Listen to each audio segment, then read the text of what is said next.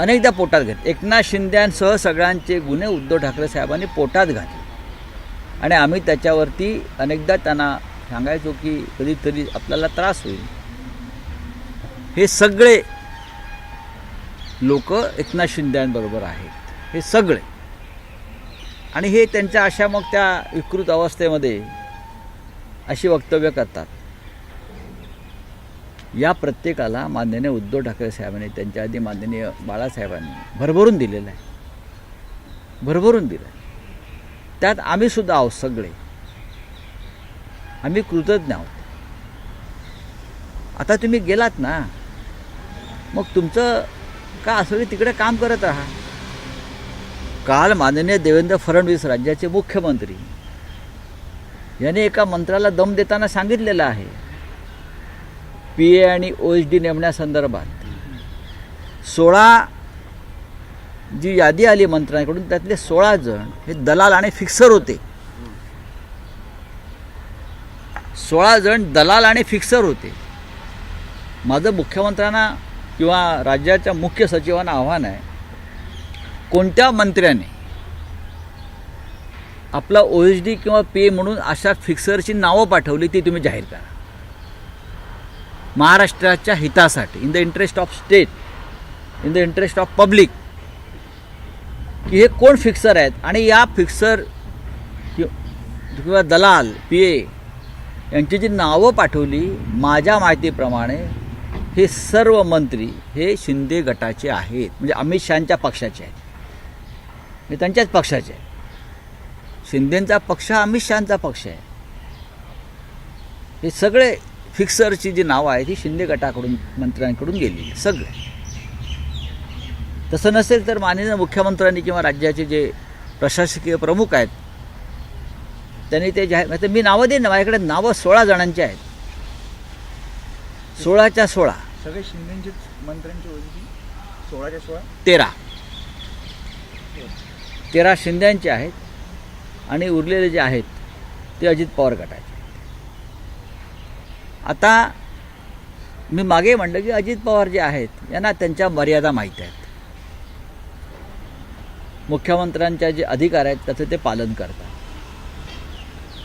अजित पवार हे पाप धुवायला प्रयागराजला गेले नाहीत. त्यांना माहिती आहे महाराष्ट्रामध्ये सुद्धा अनेक पवित्र नद्या, तीर्थस्थळं आहेत. काही लोकांनी इतकं पाप केलं आहे, गेल्या 2.5 वर्षात त्या पापाचा कडेलोट झाला आणि ते मग गेले.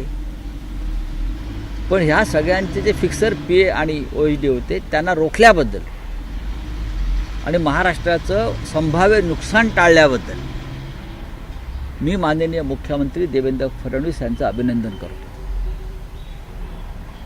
अत्यंत कठोर निर्णय ते घेत आहेत.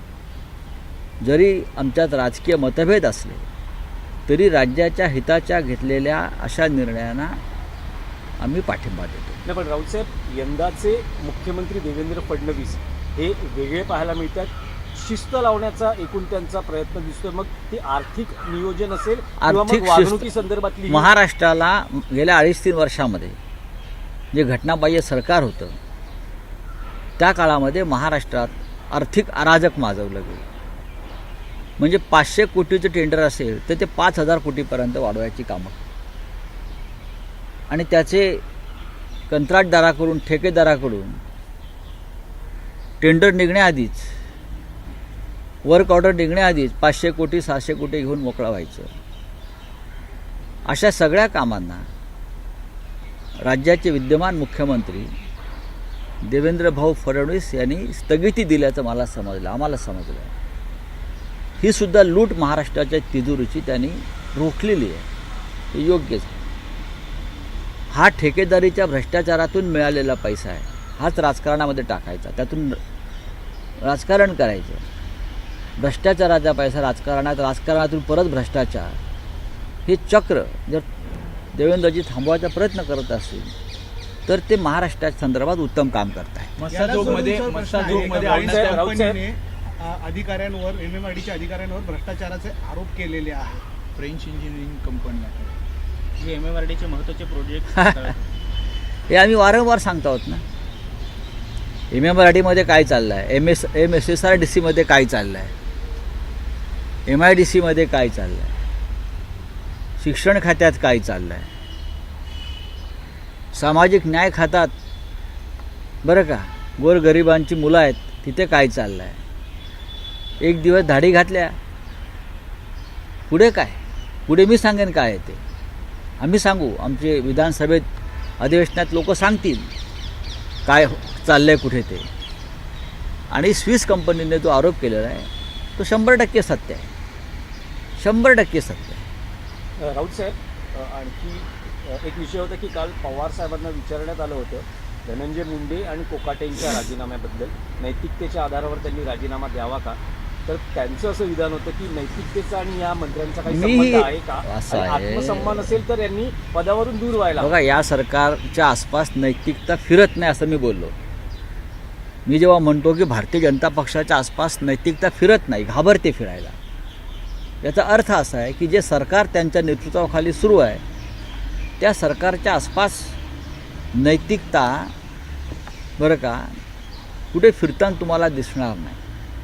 नैतिकता, प्रतिष्ठा, स्वाभिमान अजिबात नाही. आत्मसन्मानाची गोष्ट पवारसाहेबांनी केलेली आहे. या सरकारला कोणताच आत्मसन्मान नाही.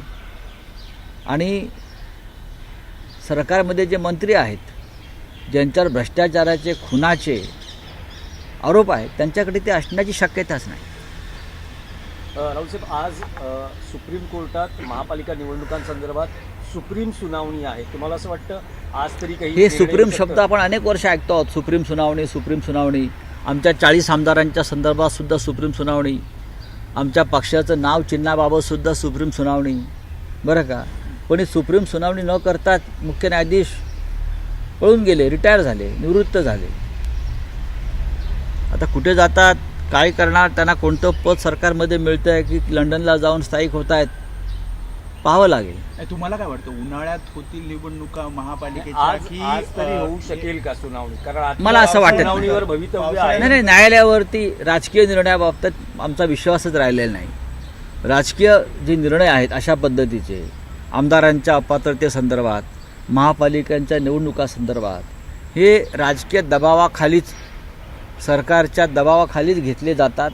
ह्याच्यावरती आता आमचा ठाम विश्वास आहे. मसाजोगमध्ये अन्नत्याग आंदोलन आजपासून गावकऱ्यांनी सुरू केलंय. उद्धव ठाकरे किंवा आपण जाणार आहात? नाही, आम्ही काय करतो आहे की आम्हाला या सगळ्या गोष्टीचं किंवा कुटुंबांच्या अश्रूचं राजकारण करायचं नाही.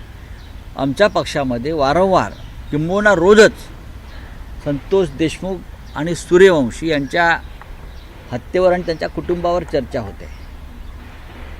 आम्ही विधानसभेत असू, आपल्या माध्यमातून आमचे विषय मांडतो आहोत. आम्ही तिथे गेल्याने तपासाला किंवा एकंदरीत सामाजिक जो काय सलोखा तिथे आम्ही राखण्याचा प्रयत्न करतो आहे तर त्याच्यामध्ये कुठे बिघाड होऊ नये असं आमचं सगळ्यांचं म्हणणं आहे. आमची तयारी आहे जाण्याची. उद्धव ठाकरे साहेबांची जायची तयारी आहे. कुटुंबावरती आमच्या संवेदना आहेत देशमुख कुटुंबाविषयी. हे जे महाशय आहेत कोणी धस, ते म्हणतात ठाकरे साहेब येऊन काय करणार, तुम्ही काय केलं 2 महिन्यात, तुम्ही काय केलं ते उघडं झालं ना, अजून बरंच उघडं व्हायचं आहे. आम्ही पाहतोय विधानसभेच्या अधिवेशनात काय होत आहे. आजही मला असं वाटतं देवेंद्र फडणवीस हे अत्यंत संवेदनशील रीतीनं या सगळ्या विषयाकडे पाहत आहेत. धनंजय मुंडे जरी त्यांचे मित्र असले युवा मोर्चाच्या काळापासून, तरी कायदा सगळ्यांसाठी समान आहे हे जे तत्त्व ते नेहमी सांगत असतात. तर अशा प्रकारे ते समान कायद्याचं तत्त्व आम्हाला दाखवतील. राऊतसाहेब, शिवसैनिकांशी असलेला कनेक्ट अजून दृढ करण्यासाठी शिवसेनेचे नेते एकत्रितपणे राज्यव्यापी दौरा करतायत. तसंच महापालिका निवडणुकांसाठी विभागनिहाय मेळावे आयोजित केले जाणार आहेत. काय नेमकी आखणी केली गेली? 2 तारखेला शिवसेनेचे सर्व प्रमुख नेते हे ठाण्याचा दौरा करणार आहेत. ठाण्याचा सुरुवात ठाण्यापासून होते, हे खरं आहे. आणि आतापर्यंत प्रत्येक जे नेते होते हे आपापला नेमून दिलेल्या विभागात काम करत होते, अजूनही करतो आहोत. नेत्यांनी असं ठरवलं उद्धवजींच्या संमतीनं की काही महाराष्ट्रातले भाग असे आहेत जिथे सर्व नेत्यांनी, प्रमुख नेत्यांनी एकत्र दौरा करावा. आणि शिवसैनिकांशी संवाद जो आहे तो निर्माण करावा, संवाद करावा, त्यांचे विषय समजून घ्यावे, जागेवर जाऊन पदाधिकाऱ्यांना भेटावं, हा एक आमचा नक्कीच कार्यक्रम ठरलेला आहे. आणि त्यानुसार आम्ही 2 तारखेला ठाणे दौऱ्यावर जातो. सगळे शिवसेनेचे उद्धव नेते, ठाकरे पण असणार. नाही नेते, उद्धव ठाकरे साहेबांचा दौरा आम्ही नंतर ठरवू. मग पालघरला जाऊ, मग कोकणात जाऊ. साधारण आमची त्या दिशेने आम्ही चर्चा करतो. आता आज मंगळवार आहे. शिवसेनेचे सर्व नेते हे मंगळवारी एकत्र भेटतील असं आमचं ठरलेलं आहे शिवसेना भवनावर. तर चालू आहे. विभागनिहाय मेळावे मुंबईत होत आहेत त्या मुंबईत विभागीय मेळावे पूर्वी शिवसेनेचे होत होते, विभागीय शिबिर. त्याची सुरुवात मुंबईपासून आम्ही करतो आहोत. 9 मार्च रोजी ईशान्य मुंबईचा विभागीय मेळावा आधी होईल कालिदास सभागृहात मुलुंडला. तो जोरदार होईल आणि माननीय उद्धव ठाकरे, माननीय आदित्य ठाकरे, सर्व शिवसेनेचे नेते पदाधिकारी या भागातले, उपशाखा प्रमुख पदापासून ते सगळे पुढले, हे त्या विभागीय शिबिराला उपस्थित राहतील. दिवसभराचं शिबिर आहे.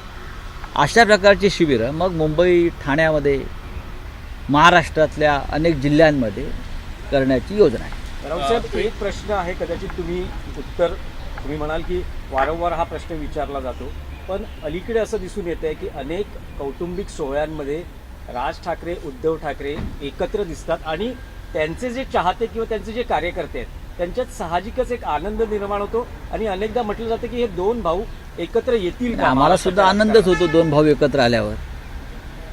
आम्हाला पण आनंदच होतो ना.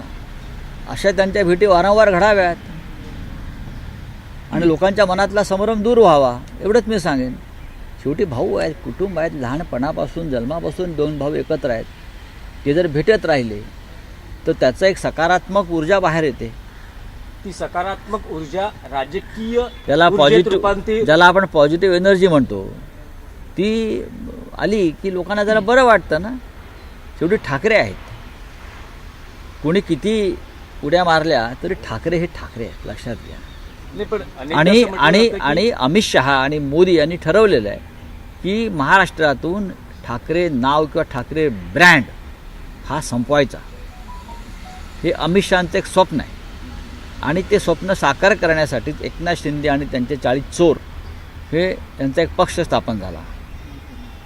पण तरीही ठाकरे ब्रँड हा असा सहज कोणाला, अमित शहांसारख्या नेत्यांना मिटवता येणार नाही. तुमच्या हातामध्ये न्यायालय, चुनाव आयोग वगैरे काय असलं तरी ठाकरे हे मी परत सांगतो. नाही, पण ठाकरे राऊत ठाकरे साहेब, आहेत. असं म्हटलं जातं की 2 भावांना एकत्र आणण्याचं कौशल्य जर आता कोणामध्ये असेल तर ते संजय राऊतांमध्ये आहे. कारण ते दोघांचेही मित्र राहिलेले आहेत. प्रश्न मित्र असण्याचा नाही आहे. प्रश्न आता हा तो राजकीय आहे. आणि आमच्यामध्ये व्यक्तिशः जी नाती आहेत, भावांचं नातं असेल, मित्रत्वाचं नातं असेल, त्याच्यामध्ये आमच्यामध्ये कुठे वाद नाही आहेत. महाराष्ट्राच्या शत्रूशी कोणी हात मिळवणी करू नये ही आमची भूमिका आहे. ज्याने हिंदुहृदय सम्राट बाळासाहेब ठाकरे यांनी मराठी माणसासाठी स्थापन केलेल्या शिवसेनेचे तुकडे केले, तो पक्ष विकत घेतला आणि विकत घेतलेला पक्ष शिंदेच्या हातात सोपवला. अशा प्रवृत्तीशी कोणत्याही प्रकारे कोणीही संबंध ठेवू नये, हात मिळवणी करू नये ही आमची भूमिका आहे. हे महाराष्ट्राचे शत्रू आहेत. तेव्हा कोणत्याही ठाकऱ्यांनी महाराष्ट्राच्या शत्रूशी अशा प्रकारे हात मिळवणी करणं म्हणजे महाराष्ट्राच्या 106 हुतात्म्यांशी बेमानी करणं ही आमची भूमिका आहे. चला बोलिये. इतिहासकार इंद्रजीत सावंत यांना दिल्ली में स्पेशल सेशन शुरू है विधानसभा का, उसका कैग की जो रिपोर्ट है वो आज टेबल की जाने वाली है. भारतीय जनता पार्टी ने इस कैग रिपोर्ट को चुनाव प्रचार में इस्तेमाल किया था. अरविंद केजरीवाल के खिलाफ शराब घोटाला हो या शीश महल में रहना हो. देखिए, अब बदले की राजनीति शुरू होगी. ये एक चक्र होता है, दुष्ट चक्र होता है. जब कोई सरकार जाती है और नहीं आती है तो पहले वाले सरकार की जो खामियां होती है, जो काम किया होता है, चाहे अच्छा हो बुरा हो, उसकी जांच लगाओ, उनको आरोप करो, उनको घिरो. ये होता है, ये होता रहेगा. आम आदमी पार्टी को उससे सामना करना पड़ेगा, संघर्ष करना पड़ेगा.